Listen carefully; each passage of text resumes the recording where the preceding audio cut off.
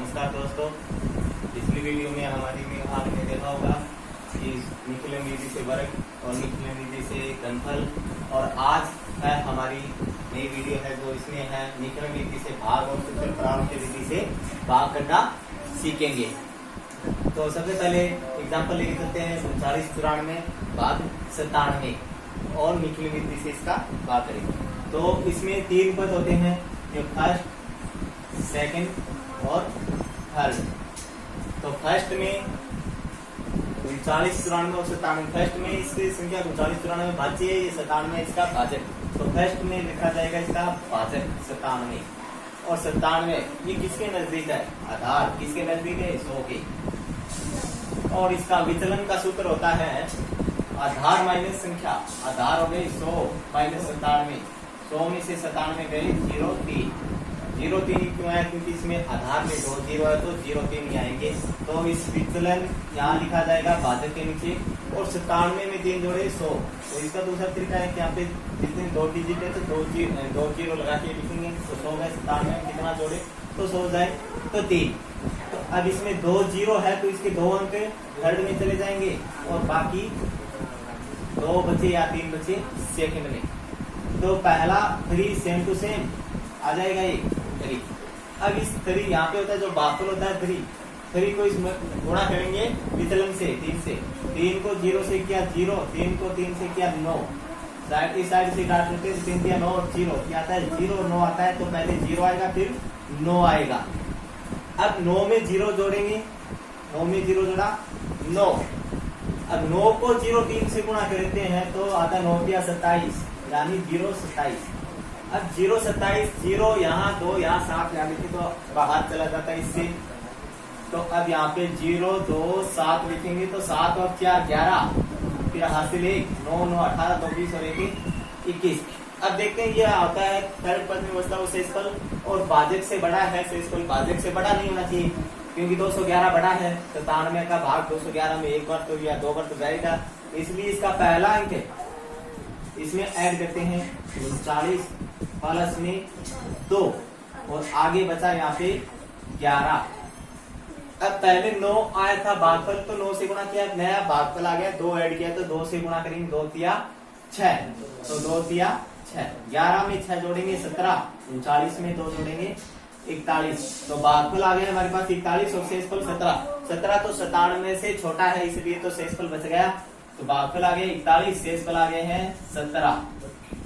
अब इसी प्रकार एक नया एग्जांपल लेके चलते हैं, दूसरा निखिलन विधि द्वारा भाग 110 34, 111 034 भाग 889। तो सूत्र निखिलन द्वारा भाग। अब देखिए इसमें सबसे पहले भाजक, पहले पद में भाजक लिखा जाएगा 889, और इसका लगभग आधार कितना है? आधार के नजदीक है, क्योंकि इसमें 3 अंक है तो आधार, इसमें नीचे आधार लिख देंगे। अब देखिए इसमें विचलन का सूत्र था आधार माइनस संख्या। आधार तो माइनस संख्या हमारे पास 889, घटाएंगे तो बचेगा 111। विचलन आ गया हमारे पास 111। अब देखिए 889 में 111 जोड़ेंगे तो 1000 ही होगा। इसमें 3 0 है तो इसके 3 है, थर्ड पद में 0 3 4, और बाकी इसमें 1 1 और 1। इसमें पहला पद सेम आएगा, तो पहला अंक सेम 1।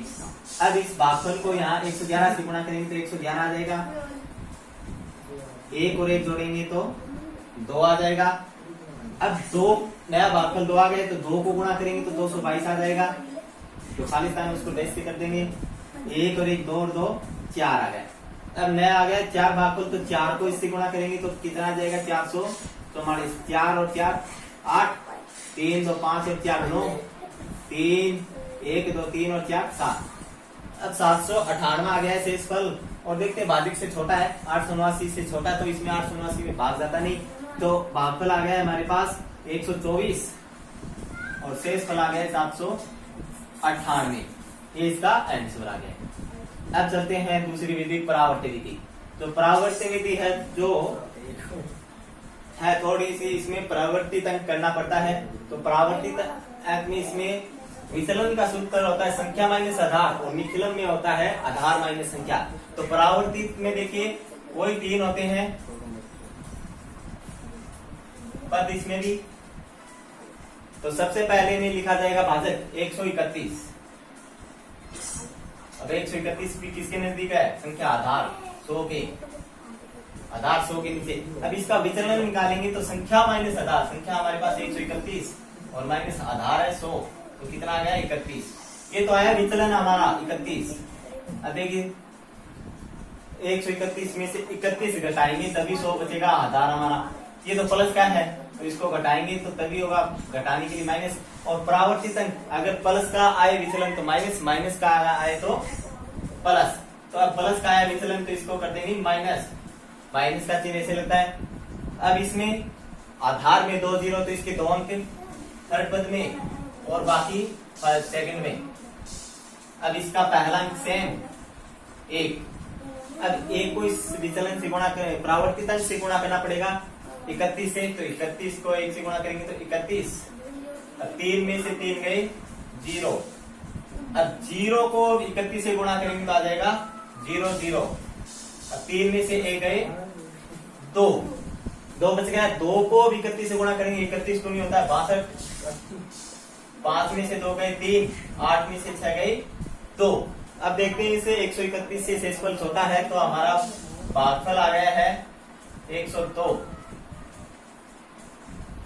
और शेष बच गया है हमारे पास 23। अब इसी आधार पर एक नेक्स्ट क्वेश्चन लेके चलते हैं 21 12 भाग 97। तो इसमें पहले में बताया था भाजक रखा जाएगा 97 और इसमें आधार किसके नजदीक है? 100 के, आधार हो गया 100। और इसमें विचलन का सूत्र होता है, विचलन का संख्या माइनस आधार। संख्या हमारे पास है 97, आधार है 100। 97 में से 100 गए माइनस के 03, क्योंकि 100 बड़ा है माइनस का तो 97। और अब परावर्तित अंक यानी परिवर्तित अंक कितना हो जाएगा इसका?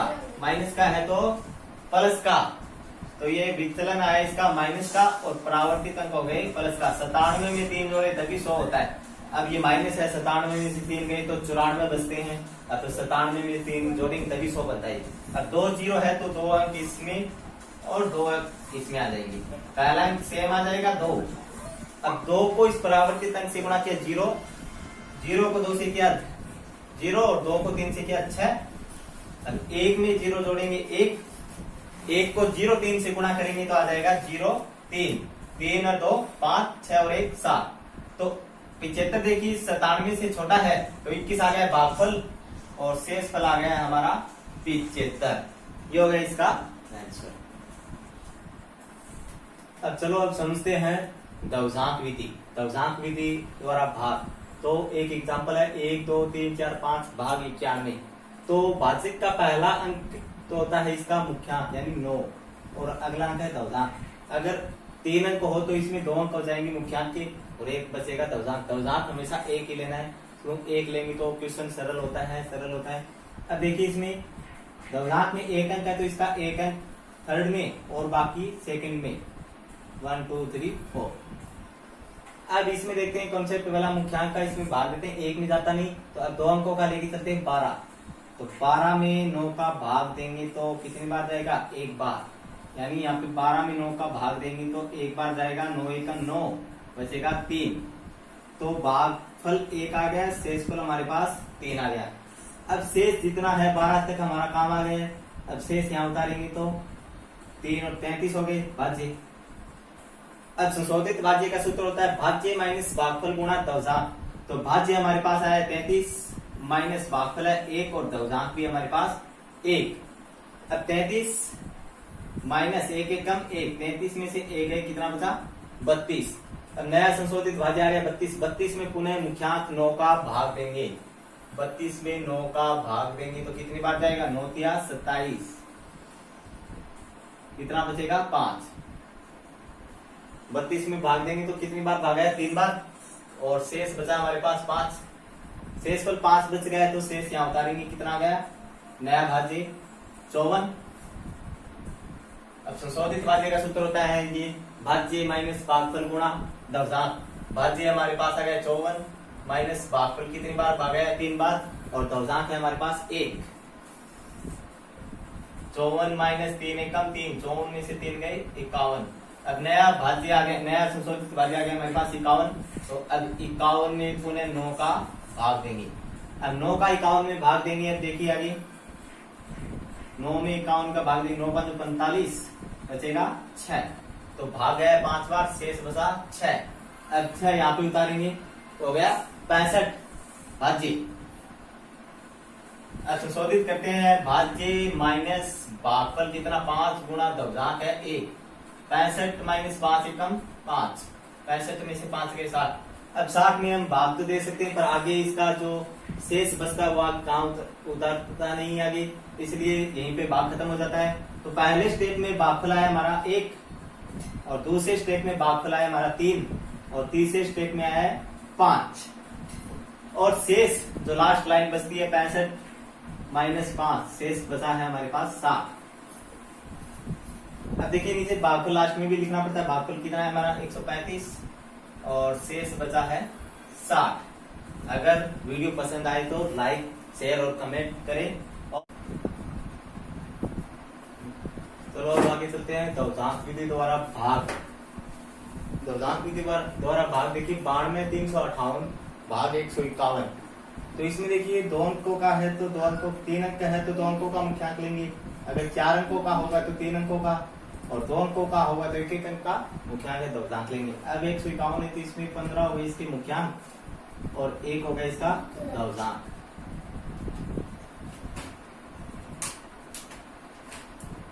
मुख्यांक। अब देखिए इसमें दवजांक में 1 अंक है तो इसका 1 अंक लास्ट इसमें थर्ड पद में चला जाएगा और बाकी इसमें 92 35।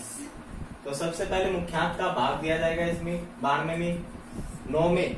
9 में तो जाता नहीं तो 92 लिए जाएंगे। 92 में देंगे 15 का भाग। तो 15 का भाग 92 में देके देखते हैं यहाँ पे 15 6 की 90 बचेंगे 2। तो भाग कितनी बार गया है 2 बार और शेष बचा है 2। भागफल की जगह भागफल लिख दिया अच्छा और शेषफल 2। अब भाज्य शेषफल जितना आता है उसके अगले अंक आगे उतारते 92 हमारे काम आ गए और अब आगे उतारेंगे तो ये हो गया भाज्य 23। अब करते हैं संशोधित। संशोधित का सूत्र होता है भाज्य यानी 23 माइनस भागफल 6 और गुणा दवजांक है हमारे पास 1।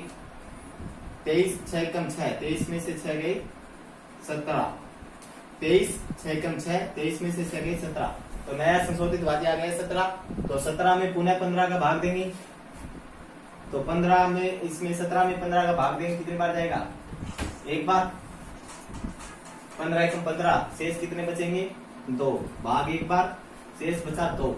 2 पुनः आगे उतारेंगे यहाँ पे तो अब नया भाज्य हो गया 25। अब करते हैं संशोधित।